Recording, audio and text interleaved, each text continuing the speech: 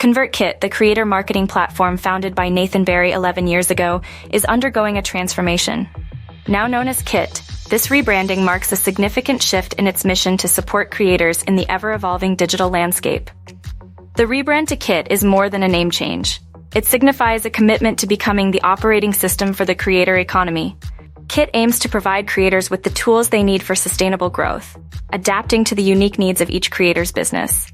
Kit introduces an app store where developers can expand the platform's capabilities.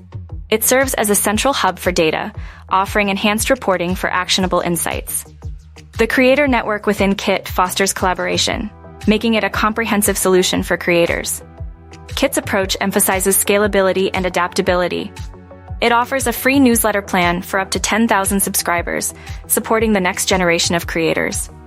With improved features and performance enhancements, Kit ensures that creators can grow their businesses seamlessly. The rebranding process is public, inviting the user community to shape Kit's identity.